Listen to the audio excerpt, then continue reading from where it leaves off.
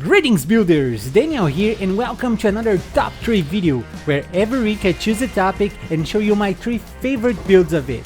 Today's theme is for the chaotic ones. I'm talking about the chaos builds, and if you wanna try any of those you can find links for POBs and complete guides in the video description. And if this video helps you, please leave a thumbs up to support the channel. Thank you very much and let's get into it!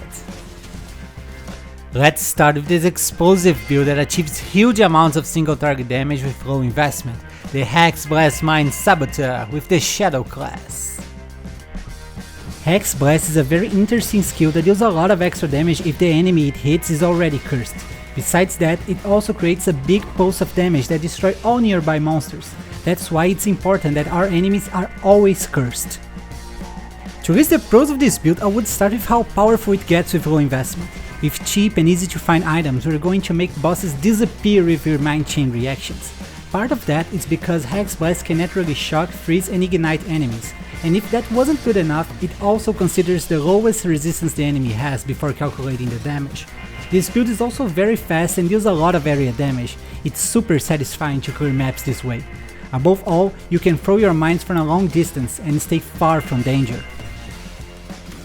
Now to list the cons, I will start saying that mine gameplay isn't for everyone.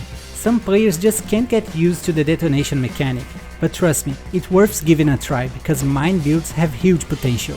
Another issue is that this character is not very tanky. Because of that, you need to always mind your position or you might die. As for budget, this build is cheap. You can get it destroying early endgame maps with only around 70 chaos. To comfortable advanced 3 yellow maps, I recommend investing around 150 chaos, and for easily completing your atlas, I recommend investing around 4 divines. Don't forget that on PoEbuilds.net you can find a list with all the equipment that you need to buy for this build, with direct links for examples being sold by other players. You only need one mandatory unique item for this build, a Profane Proxy Ring that causes one of your Skither bots to have a curse aura. This way, the enemies you hit with your Hexblast are always going to trigger the big area damage, increasing a lot your clear speed. For clear speed, I'll give this build 9 out of 10. You are very fast and your mines explode in a big area, killing many monsters at once. It's very comfortable to clear maps with this character. The boss damage is also amazing and deserves 9 out of 10. You can stack many mines and delete bosses with a huge detonation. This build has an incredible single target potential, even on a low budget. For the survivability, I'll give it 8 out of 10. Even though you have armor, evasion, spell suppression and can throw your mines from a big distance, this build is still not very tanky and needs to stay still from time to time to deploy the mines. That's why I took 2 points out. Next we have a build that is a beginner's dream, the Toxic Rain Pathfinder with the Ranger class. This build uses the permafrost and chaos damage of Pathfinder to deploy many powerful pods that drain the life out of your enemies. To list the pros of this build, I would start with how easy it is to put together. You don't need any mandatory unique item and the leveling is very simple. Another great feature of this build is that your flasks are going to stay up all the time, even on boss fights, and the life regeneration from your life flask will be eternal, making the damage over time look like a joke to you. This build is great for beginners because you end up having great clear, boss damage and survivability with low investment. Now to list the cons, the main issue of this build is mana. Since we're dealing with a damage over time build, we cannot reach mana or life. Because of that issue, we need rare rings that reduce the mana cost of skills. As for budget, you can get it destroying early endgame maps with only around 100 chaos. To comfortable advanced 3 yellow maps, you need to invest around 150 chaos, and for easily completing your atlas, I recommend investing around 4 divines, where you can totally do it with less. For clear speed, this build gets 9 out of 10. As a Pathfinder, your Quicksilver and Silver flasks are going to have more effect and be up 100% of the time, granting a lot of attack and movement speed. Also, you only need to deploy the pods once and they will drain surrounding enemies, granting a smooth gameplay. The boss damage also gets 9 out of 10. Combining your strength with Toxic Rain totems, bosses just drawing countless pods. Even the big bosses are going to melt like butter before your eyes. For this survivability, I'll give it 9 out of 10. This is because this build has high evasion, high armor and spell suppression. Also, your defensive flasks have more effect and are up all the time, even on bosses. Above all, you can use Toxic Rain from a safe distance and its pods heavily slow down enemies. Finally, we have an amazingly strong endgame build, the Poison Raging Spirit's Guardian with the Templar class. This build takes advantage of the high number of Raging Spirits you can summon to stack an absurd amount of poison on our enemies.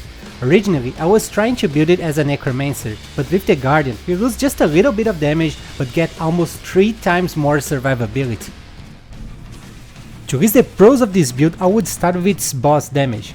Once the build is complete, you are going to kill even the biggest bosses in just a few seconds. The survivability is also amazing, since we can have all the defensive layers of a Guardian on a minion build that is already very safe to play.